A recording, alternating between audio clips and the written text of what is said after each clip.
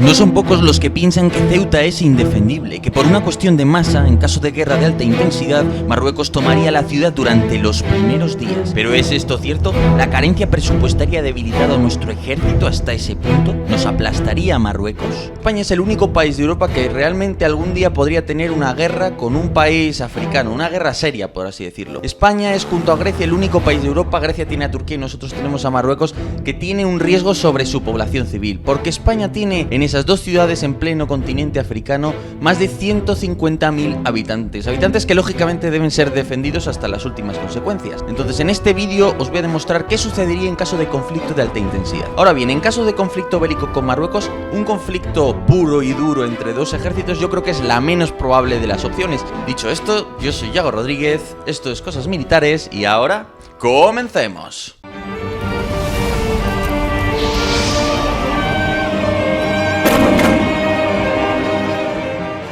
La realidad aparente es que Marruecos cuenta con muchos más blindados y mucha más artillería que España. Cada tanque español se tendría que enfrentar a más de 2 tanques marroquíes, incluyendo a los temibles M1A1 Abrams de Estados Unidos. La realidad aparente es que cada artillero español tendría que enfrentarse al triple de enemigos marroquíes. La realidad es que por cada soldadito español hay el doble de marroquíes. La realidad es que cada piloto marroquí se tendría que enfrentar a 3 cazas españoles. Y a lo largo de este vídeo no solo vamos a ir viendo lo que sería la batalla en sí, sino que vamos a ir comparando un poco también determinados materiales. Por ejemplo, tanques. Los tanques son fundamentales en la ofensiva en tierra y en este caso, ¿qué tienen los marroquíes? Bueno, pues el M1 Abrams, un tanque excelente. Es cierto que la versión que ellos han comprado y tal no es la más moderna. Es cierto que emplean proyectiles como el M829A1, que se empleaba ya en la guerra del Golfo, que tiene núcleo de tungsteno, que es el que destruyó tantos T-72, pero que no obstante pues es un proyectil que ya tiene cierta edad, ¿no? 30 años para ser exactos. El carro español, por el contrario, el Leopardo 2E, tiene los nuevos proyectiles alemanes DM53 con núcleo de tungsteno, proyectil mucho más moderno que el que emplean los marroquíes, lo que implica que el tanque español debería poder batir al tanque marroquí a distancias muy superiores, distancias que quizás lleguen hasta 3 o más kilómetros. En cambio, el proyectil marroquí pues debería tener unas limitaciones mayores. No lo tendría tan fácil, sobre todo probablemente contra la torre del Leopardo 2E, que está muy bien blindada.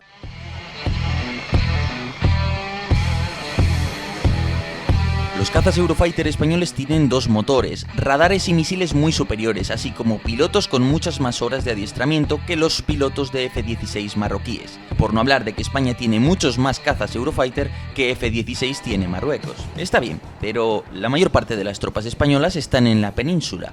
¿Qué sucedería si Marruecos concentrara a su ejército para lanzar una ofensiva sorpresa contra Ceuta? ¿Qué sucedería? Sí, pero en realidad hay una pregunta que debemos hacernos primero, y es ¿en qué escenario político sería factible una invasión de alta intensidad por parte de Marruecos? Realmente Marruecos tiene muchas otras herramientas para intentar quedarse con las ciudades. Todos tenemos en mente quizás esa histórica Marcha Verde, pero hay muchos otros medios. Existiendo una amalgama de herramientas tan o más útiles que el ejército marroquí, ¿por qué utilizar una operación de alta intensidad? Yo creo que el único contexto en el que tendría sentido plantear un escenario así es un golpe de estado de una facción islamista tremendamente recalcitrante, o una situación por la que la monarquía realmente estuviera entre la espada y la pared contra la sociedad marroquí, por así decirlo, y para desviar la atención interna decido crear este conflicto, que es lo único que va a poder distraer, ¿no?, a la gente. Ya digo, pero esta es una opción muy arriesgada. ¿Por qué? Porque si sufres una derrota, y esto se ha demostrado históricamente en muchas ocasiones, pues tienes muchas probabilidades de que caiga la monarquía para siempre. Entonces, bueno, ahí vemos un poco el dilema. Políticamente el escenario tendría que ser bastante extraño, muy forzado para que lleguen los marroquíes a tener interés en lanzar una operación de alta intensidad. La campaña.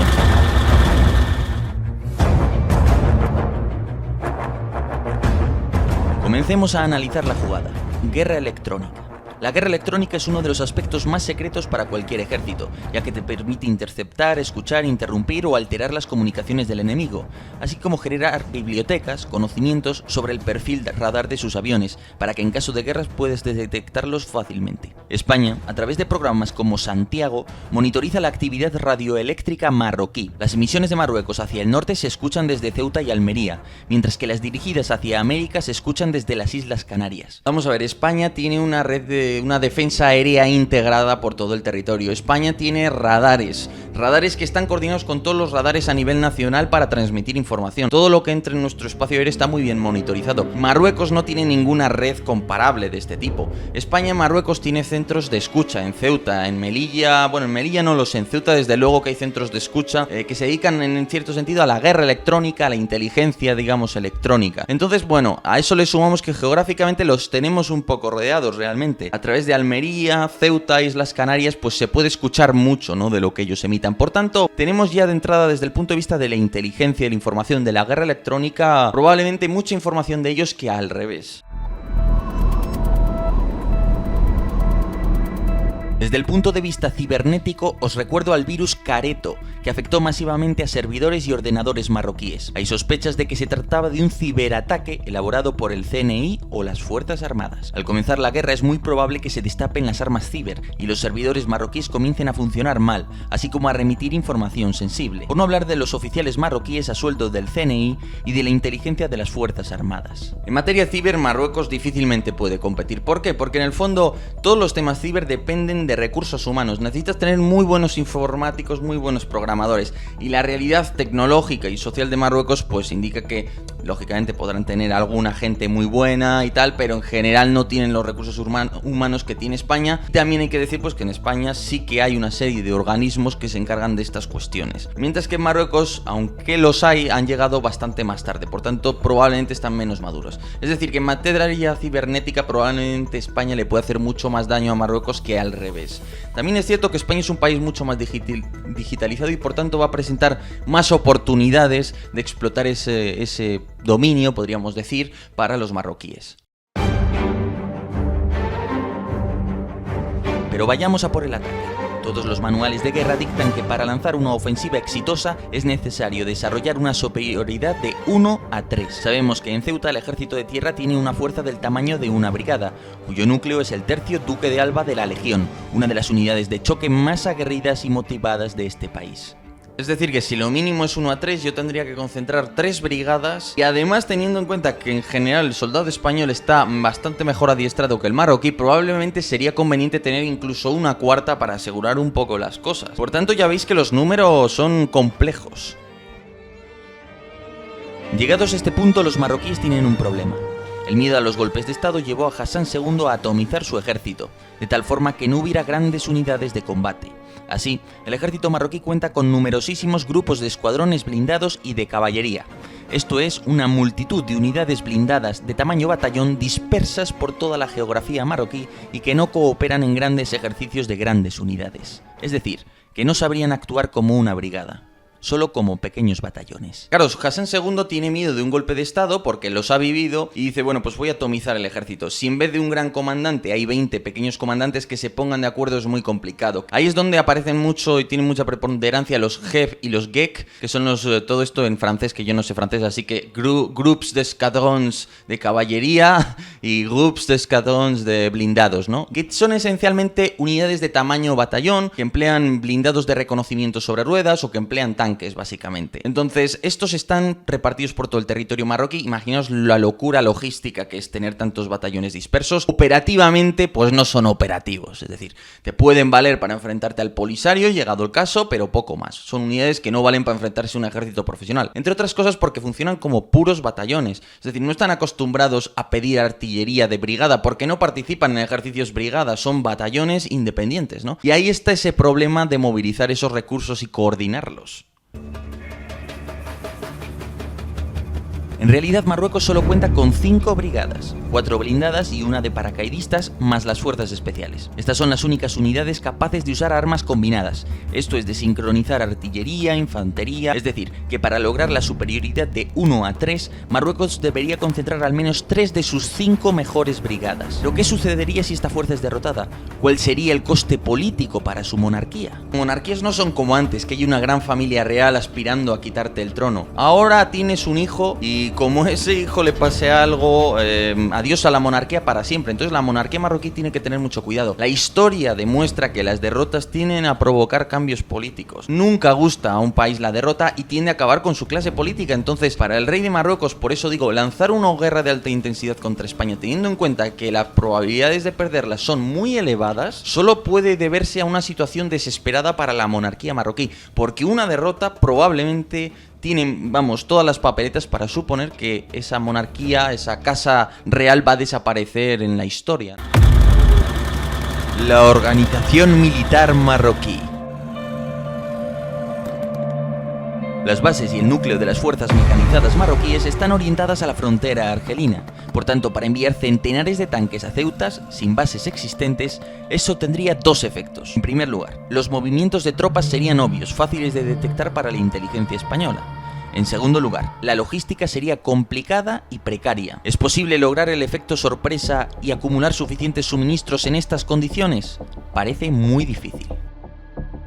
No es completamente imposible, puede haber un fallo de inteligencia, los marroquíes pueden hacer esa movilización varias veces hacia Ceuta a modo de amenaza para que en España nos acostumbremos a que eso suceda y entonces el día en que se vaya a realizar un ataque de verdad pues pueda lograrse cierto efecto sorpresa. No obstante, ya digo, mover todos esos camiones, imaginaos el combustible que necesitan los tanques, imaginaos todos los blindados, toda la comida para tantos hombres, para la infantería mecanizada que va dentro de los blindados, la artillería, acumular proyectiles, es decir, si tú quieres mover todo eso encima de la zona de la frontera argelina hacia Ceuta, donde ya digo no hay grandes bases militares, pues es probabilísimo que España te pille. Entre otras cosas porque España no solo tiene esos sistemas de espionaje electrónico, no solo hace espionaje tradicional contra Marruecos, no solo usa la herramienta cibernética, sino que también tenemos esos satélites que se encargan de vigilar puntos estratégicos donde se pueda estimar que haya acumulaciones de fuerzas marroquíes si quisieran lanzar un ataque. Por tanto, efecto sorpresa, muy difícil, y sin él yo creo que lo tienen muy crudo.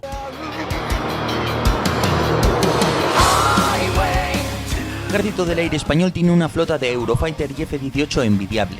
No solo la Fuerza Aérea marroquí no sería rival, sino que esos cazas acabarían con el armamento antiaéreo marroquí más pronto que tarde, y a partir de ese momento empezarían a martillar a las tropas marroquíes en tierra.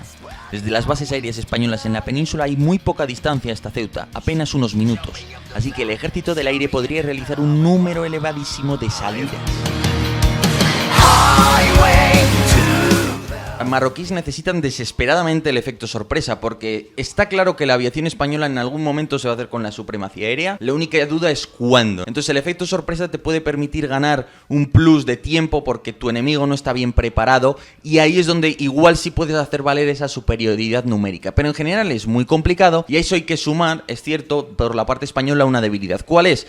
Probablemente las reservas de bombas guiadas. ¿Por qué? Porque se demostró en la guerra de Libia que en general los países europeos tenemos, teniendo en cuenta que esto sería una campaña de alta intensidad, tenemos bombas guiadas para días. Por tanto, ahí España tiene un problema que debería solventarse pidiendo a otros aliados que te envíen sus suministros, comprándolos a Estados Unidos, en fin, empleando todos los recursos que puedas para acumular bombas y bombas guiadas y entregárselas rápidamente al Ejército del Aire. Mientras tanto, supongo que habrá stocks de armamento de caída libre, armamento de la Guerra Fría, que no es tan preciso, pero que también puede ser eficaz si se ha logrado destruir hasta un punto muy importante la defensa aérea marroquí. Una sola batería de lanzacohetes BM-21 Grad, como los que usa Marruecos, puede lanzar 240 cohetes en un minuto. Para un ataque así harían falta salvas masivas de decenas de miles de proyectiles. Imaginaros lo que sucedería a los civiles de Ceuta. Imaginaros despertaros un día y ver cómo alguien que habla vuestro idioma, alguien europeo, alguien demócrata, alguien español, yace tirado en una calle, o os cuenta cómo ha perdido a lo que más quería por culpa de un proyectil marroquí. Imaginaros lo que todos sentiríamos al pensar lo que sería tener que elegir entre vivir bajo la bota marroquí o dejar tu vida atrás y huir a la península. Increíble de verdad, pero vamos, que contarlo no es comparable a verlo, ¿sabes? Que han sido 2 explosiones, ¿verdad? Sí.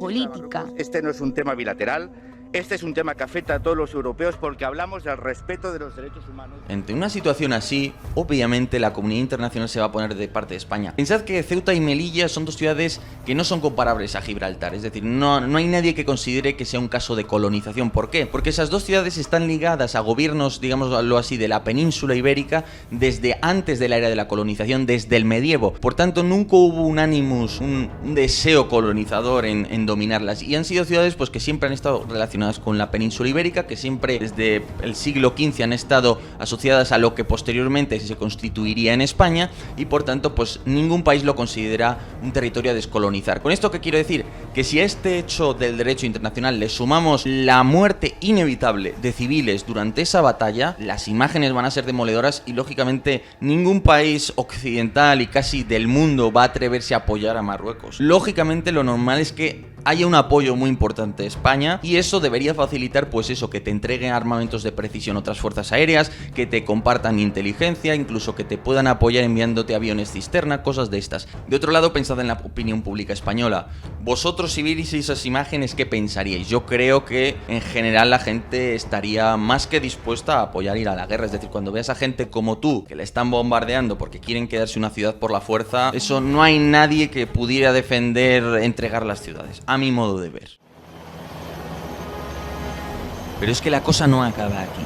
Una sola brigada moderna puede cubrir más de 20 kilómetros de frente. Pues bien, la frontera de Ceuta en su punto más ancho apenas tiene 7,5 kilómetros en su punto más ancho, mientras que la zona urbanizada tiene apenas 3 kilómetros en su lugar más ancho. Con semejantes cifras, apenas podrías desplegar 2 o 3 batallones. Es decir, que hay un cuello de botella natural, un equivalente moderno del desfiladero de las Termópilas. Ese cuello de botella implica que Marruecos no podría desplegar más tropas que España por kilómetro de frente, es decir, que no tendrían la superioridad de 3-1. La única manera que tiene Marruecos de ampliar artificialmente el frente, ¿cuál sería? Emplear desembarcos anfibios o casi incursiones anfibias, montar a sus soldados del ejército de tierra en barquitas y mandarlas a las costas, digamos, de todo Ceuta, porque la línea costera, si la convertimos en un frente, nos da más amplitud para lograr esa superioridad numérica, y además nos permitiría lanzar ataques desde varios flancos, desde varias direcciones, que son mucho más difíciles de combatir para cualquier ejército. Para concluir, la inmensa mayoría de la artillería marroquí tiene un alcance de unos 20 kilómetros o un poco más, pero Ceuta está en una península, así que no estamos hablando de un radio circular de 20 kilómetros, sino de una pequeña franja de 20 kilómetros hacia el interior de Marruecos. Todo esto se traduce en que el ejército del aire tendría que escanear una franja de territorio relativamente pequeña para encontrar y silenciar a los cañones y lanzacohetes marroquíes.